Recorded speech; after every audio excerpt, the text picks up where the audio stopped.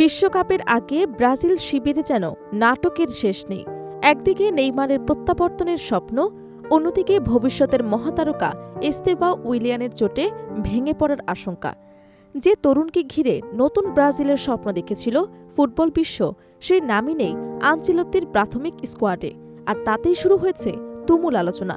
অভিজ্ঞ নেইমার কি আবারও ফিরবেন সেলেসাওদের ভরসা হয়ে, নাকি চোট কেড়ে নেবে ব্রাজিলের নতুন তারকার বিশ্বকাপ মঞ্চ? এই টানাপোড়েনেই এখন উত্তাল ব্রাজিল ফুটবল। বিশ্বকাপ সামনে রেখে ব্রাজিল জাতীয় দলে এখন এক ধরনের নাটকীয় উত্তেজনা বিরাজ করছে। দল নির্বাচন, ইনজুরি এবং অভিজ্ঞ তরুণতন্ত্র মিলিয়ে কোচ কার্লো আনচেলত্তির জন্য পরিস্থিতি হয়ে উঠেছে অত্যন্ত জটিল। একদিকে নেইমার জুনিয়রের সম্ভাব্য প্রত্যাবর্তন, অন্যদিকে চেলসির তরুণ সেন্সেশন এস্তেভাও উইলিয়ামের অনিশ্চয়তা। সব মিলিয়ে সেলেসাওদের বিশ্বকাপ পরিকল্পনা নতুন করে সাজাতে হচ্ছে কোচিং স্টাফদের। ব্রাজিলিয়ান সংবাদ মাধ্যম গ্লোবোর তথ্য অনুযায়ী ফিফার কাছে জমা দেয়া ৫৫ সদস্যের প্রাথমিক স্কোয়াডে নেইমার জুনিয়রকে রাখা হয়েছে। দীর্ঘদিন ইনজুরির পর জাতীয় দলে ফেরার লড়াইয়ে আছেন তিনি। তবে একই তালিকায় বড় চমক হিসেবে নেই এস্তেভাও উইলিয়ামের নাম, যিনি ব্রাজিলের ভবিষ্যৎ পরিকল্পনায় অত্যন্ত গুরুত্বপূর্ণ মুখ হিসেবে বিবেচিত হচ্ছিলেন। মাত্র ১৯ বছর বয়সী এই অ্যাটাকিং মিডফিল্ডারকে ঘিরে ব্রাজিল ফুটবল ফেডারেশনের বড় আশা ছিল। তাকে দেখা হচ্ছিল পরবর্তী প্রজন্মের নেতৃত্বের প্রতীক হিসেবে। কিন্তু চোট সেই স্বপ্নে বড় ধাক্কা দেয়। রক্ষণশীল চিকিৎসা পদ্ধতি বেছে নিয়ে তিনি বর্তমানে দেশে ফিরে পুনর্বাসন প্রক্রিয়ায় আছেন। তবে ব্রাজিল ফুটবল ফেডারেশনের মেডিকেল টিম এখনও নিশ্চিত নয় তিনি সময়মতো পুরোপুরি ফিট হতে পারবেন কিনা।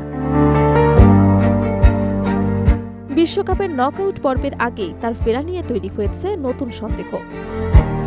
ফলে আনচেলত্তিকে এখন বিকল্প পরিকল্পনা সাজাতে হচ্ছে।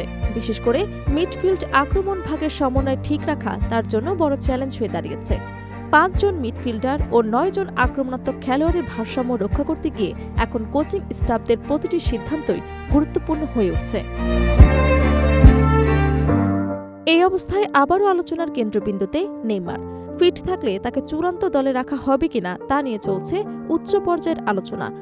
শুধু কোচিং স্টাফ নয়, বিষয়টি পৌঁছেছে দেশটির রাজনৈতিক মহলেও।